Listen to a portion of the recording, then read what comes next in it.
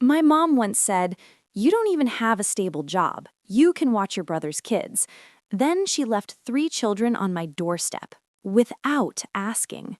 What she didn't know was that at that exact moment, I was on a cruise ship sailing through warm Mexican waters, while my phone exploded with calls and messages demanding I get back here and fix this right now. My name is Kylie. I'm 30 years old. I'm a freelance graphic designer and content creator.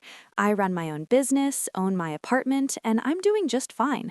But in my family's eyes, because I work from home and don't have a husband or kids, my life apparently doesn't count. I'm the available one, the convenient one, the default babysitter every holiday. And 2 Christmases ago, they took that assumption way too far. That Christmas still feels fresh in my mind, the one where everything finally became unbearable. It started on December 23rd. I drove 3 hours through traffic to my mom's suburban house with gifts in the trunk and an overnight bag by my feet. The second I walked inside, the smell of pine filled the room, followed immediately by a request. "Kylie, you're just in time," Mom said. "The tree lights are tangled again." I spent the entire afternoon untangling wires, testing bulbs, wrapping lights perfectly around the branches. Mom sat nearby, scrolling on her phone, occasionally telling me to adjust something higher or lower. When the lights were done, I placed every ornament carefully. Glass balls, old family pieces, the kids' handmade ones. I adjusted the star until it sat straight. The tree looked perfect.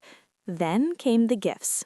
Wrapping paper, tape, ribbons, hours on the floor with aching knees and sticky fingers. After that, food prep, chopping vegetables, marinating the ham, setting everything up for the next day. By the time Christmas Eve arrived, I was exhausted. Preston and Lana showed up that morning with Ava, 4, and Ethan, 2. Energy exploded through the house. I carried bags, toys, diaper supplies.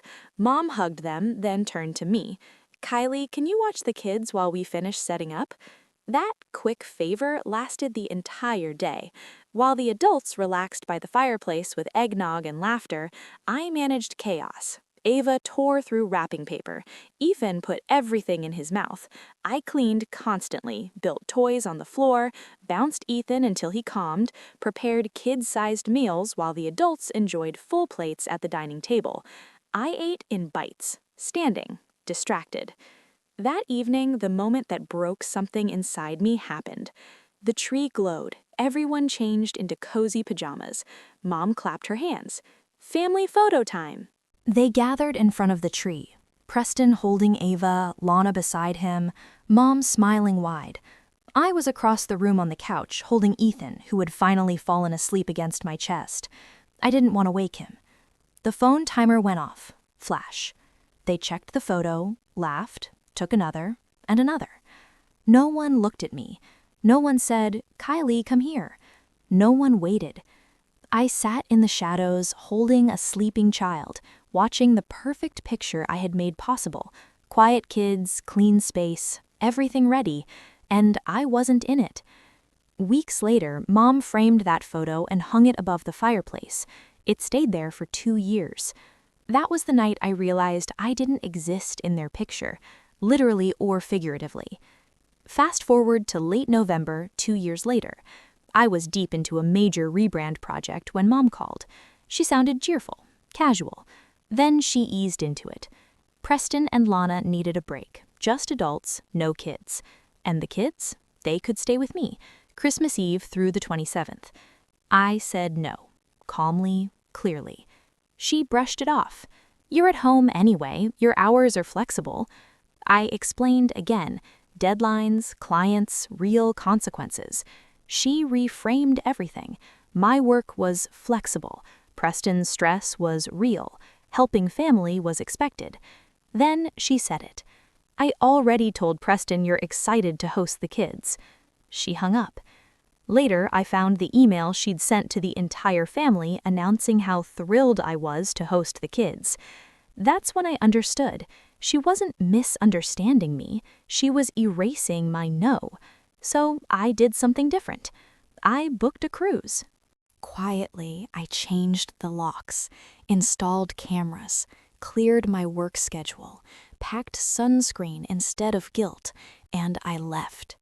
A few days into the cruise, my phone buzzed nonstop. Camera alerts. They were at my door.